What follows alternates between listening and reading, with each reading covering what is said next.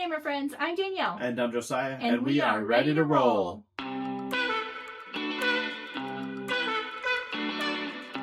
There's nowhere to run. There's no hiding. It's just you and your opponent face to face. Every move matters. Every mistake is exposed. If you're tired of table talk and complicated team-ups, then this video is for you. We're breaking down the top 1v1 games where only one person walks away the victor. And it's me. We love head-to-head games and games that have elements like Take That and cooperative games too. But these games are ones that are more in that sort of battle mentality, and they're ones that we come back to over and over again. Yeah, so we previously did a video of our top 10 games to play as a couple, and some of those games were games that we that were like fit this duel kind of category. But then also we just put in games that we love to play at the 2-player count. Right. And today we're actually doing our top 10 games that are specifically designed for 2 players. Right. Combined. Top 10. Combined. Very important. Yes. So there were some compromises made here and there, but for the most part, it was pretty spot on for both of us. Yeah, because that's kind of what makes a really good duel game, is when both people are really involved in what's going on and really having a great time. Okay, let's get right into the list. All right, let's get right into the list. At number 10, we have Lord of the Rings Duel for Middle-earth. This is a game that you are trying to either destroy the ring or catch Frodo and Sam. Right. Or you are trying to control the majority area of the battlefield. Or you are trying to gather all the peoples of Middle-earth together. Mm-hmm. And if you do one of those 3 things, you win the game. Mm-hmm. That's actually my favorite part about this game, is there's not one way to win. There's 3 different ways to win. Yeah. And so it's trying to figure out the way that you're going to go, but also blocking the person that you're playing against, trying to make sure that they don't get what they need to win the game. Right. So you have to play offensive, defense in all 3 areas. Exactly. And so exactly. It gets fun. It was really fun because one of our plays, I was like trying to be really sneaky about going after the area control part. Not that you can really be sneaky, but I saw that you were focused on something else, and I was like, he probably won't pay attention if I kind of do this a little bit. And that one was my favorite time of playing because I actually won that way. Yeah, you did. You got me. Yes. You got me for sure. All right, so number 9 on our list is a game called Targi. This was a new to us game this year, and it is just a 2-player worker placement resource management game. Mm-hmm. And I really enjoyed that because of that reason, because there's not a whole lot of 2-player only, like kind of Euro style games. Yeah. You make a grid of cards, you place your 2 Targis, and then wherever they intersect, plus the places that you place them, you get the resources. Yes. And so, it's really fun. It is unique in that way. Like, at least we don't have another game kind of like that I could think of. I couldn't think of one. And so it's fun. I mean, the theme for me is like whatever. Like, it doesn't really matter. It doesn't. But you are collecting cards in the process. You're like trying to build up to be able to play certain cards, and it's just a good solid 2-player battle game. Yeah.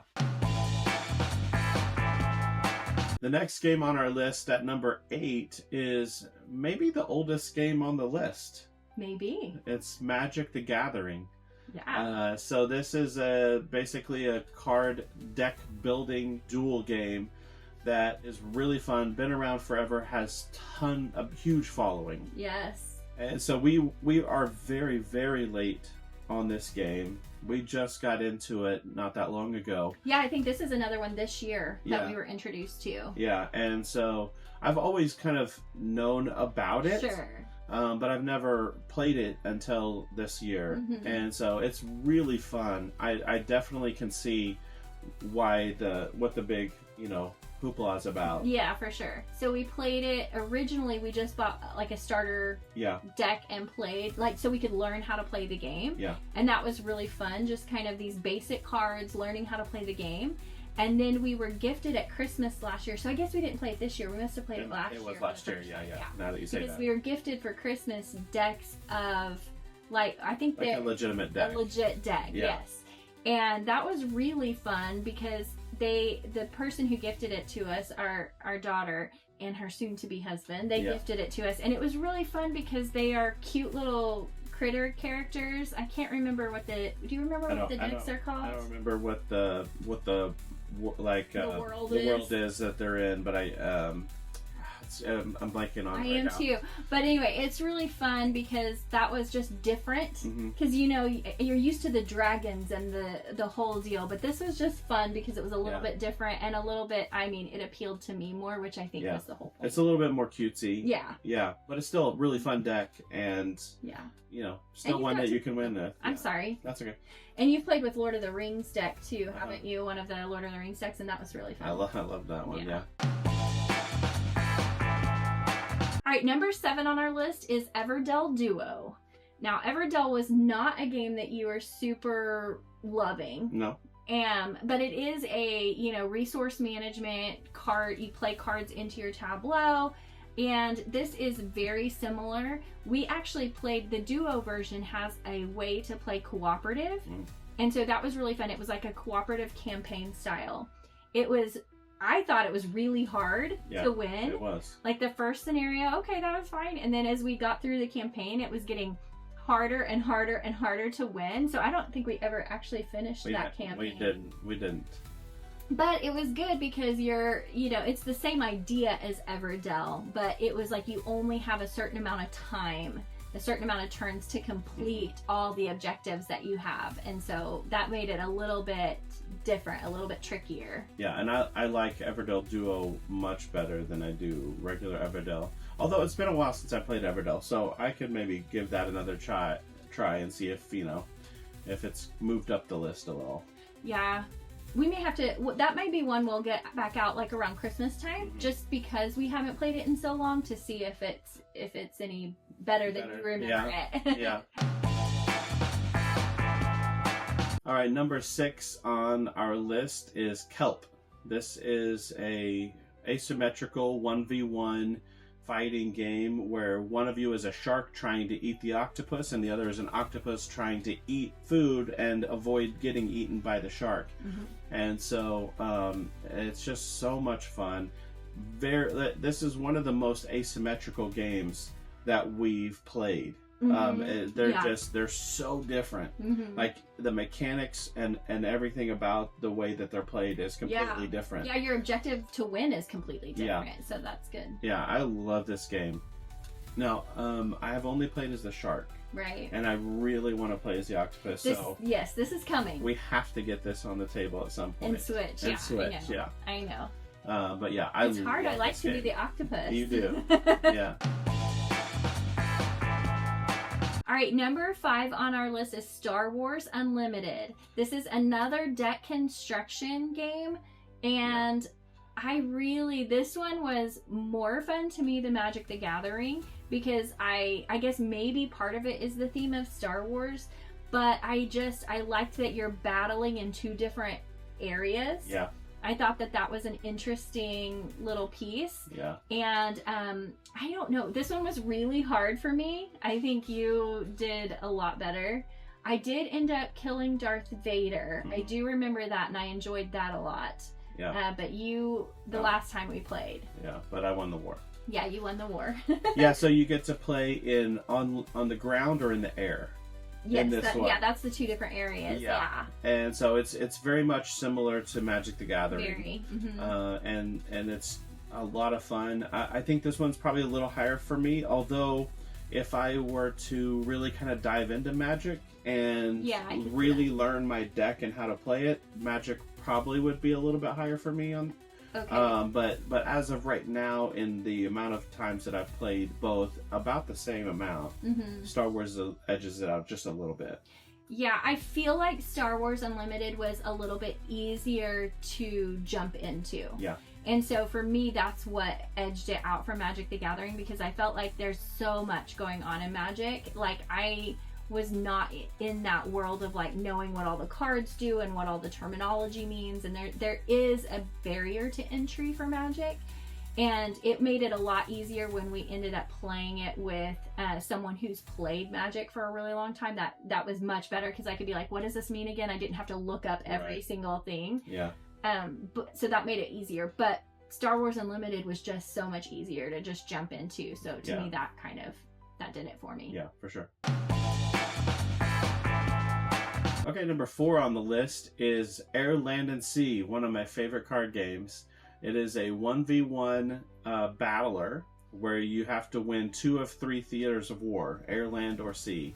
And you have 6 cards. You get no more cards. You have to figure out how to win with those cards. And each card, except for the 6s, I think, it's 1 through 6, except for the 6s, has some sort of shenanigan that can be had. And oh man, this is one that I just, the chaos that happens and the twists and turns in the game that can happen are so fun to me. Yeah, sometimes there's big swings that you don't expect. That's always really good. Yeah, and I learned how to do some like feinting, if you will. Like, I'm gonna feint for this arena, but I'm really going for these two, and things like that. And so anyway, just so much fun. I love this game, and I have a lot of wins in this one between us. You definitely do. I think this is on one of your favorite games of all time on your list of top games of all time. Yes.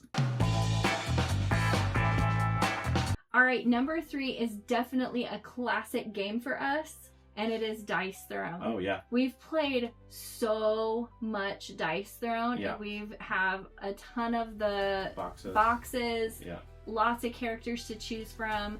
We've just played countless hours of Dice Throne. So this one has to be on the list because we've had so much fun with it over the years.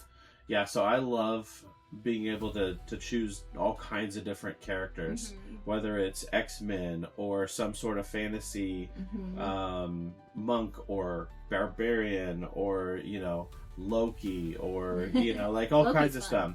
All kinds of characters that choose from, and being able to just roll my dice, figure out what I can do, attack or defense, or maybe buff or debuff, and all that kind of stuff. It's just so much fun. Yeah, now this is one that some characters are way more fun than other characters to play, but they're all pretty good. Yeah. Like, there's none that I'm just like, I hate that one or anything like that. So they all do a good job. They all have a baseline of good. Yeah. And then some are better. Yes. Yeah, some are a lot more fun than others. And some are a lot more complicated, but I love that they have a little system where they show you which ones are more complicated. Yes.